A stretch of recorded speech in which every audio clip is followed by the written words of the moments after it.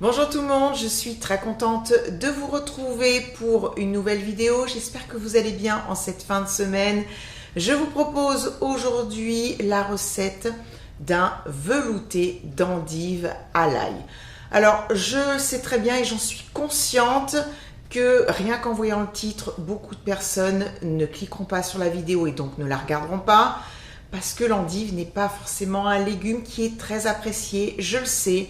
Mais pourtant, je vous assure que ce velouté est super bon. Donc, avis à ceux qui n'aiment pas ce légume, parce qu'une fois qu'il est cuit, il est très doux. On va y ajouter du bouillon de volaille, de la crème, et puis l'ail, bien sûr, va parfumer. C'est vraiment très, très bon. C'est une recette toute simple, facile, rapide, économique et qui réchauffe et qui fait tout simplement du bien. Avant de commencer, bien sûr, si vous n'êtes pas encore abonné, n'hésitez pas. C'est très simple, c'est gratuit. Il suffit de cliquer sur le bouton s'abonner qui se trouve juste en dessous de la vidéo. Et surtout, n'oubliez pas d'activer la cloche pour recevoir les notifications. Allez, on ne va pas perdre de temps. Je vous montre toutes les étapes en images. Vous allez voir, c'est super simple et je vous assure que c'est très bon. Allez, c'est parti.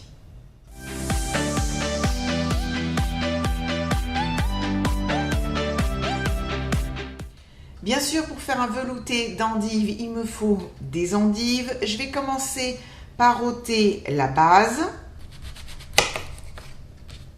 Je vais ensuite la couper en deux.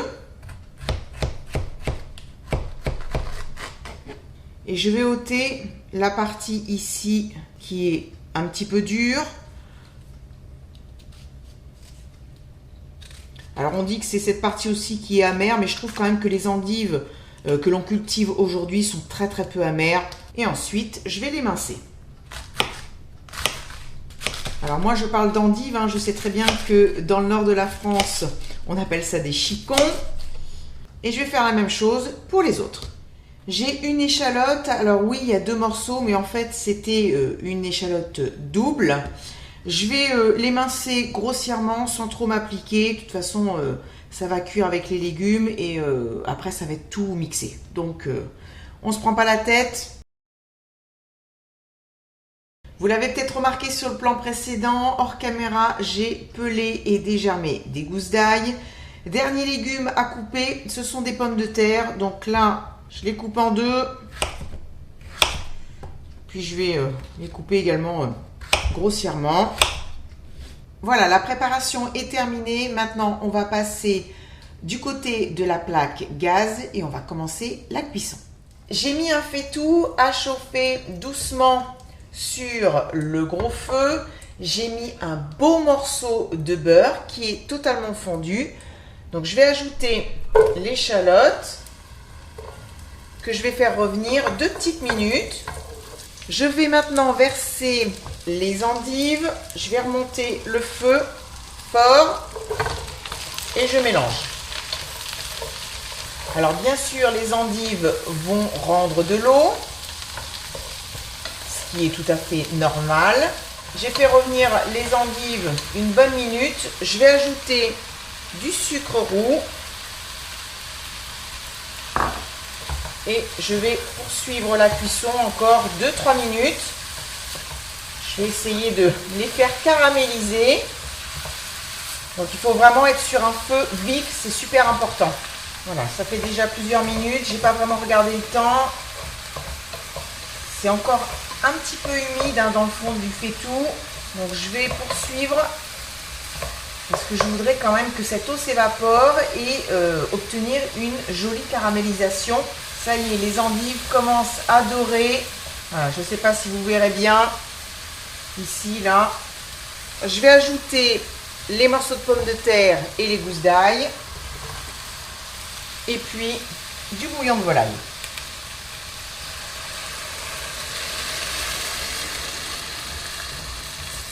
Voilà, je couvre à hauteur. Je vais ajouter du gros sel, mais vraiment très, très légèrement. Parce qu'il y a le bouillon. Et je vais poivrer.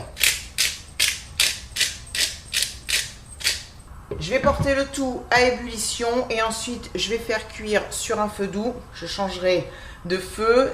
Une cuisson d'environ 15-20 minutes. il faut que la pomme de terre soit bien fondante. Et puis on se retrouve juste après. J'ai tout versé dans le blender et franchement, il n'en fallait pas plus. Bien sûr, si vous n'en avez pas et que vous possédez un mixeur plongeant, vous pourrez l'utiliser. Je vais mettre le couvercle, si j'y arrive. Et bien alors, ça y est, et je vais mixer le tout. Je vais maintenant ajouter un dernier ingrédient qui est de la crème liquide entière. Donc je la verse et puis je vais fermer et mixer à nouveau. Et bien voilà, notre velouté d'endive à l'ail est prêt à être servi. Je vais goûter, je vais essayer de ne pas en mettre partout, ça fume.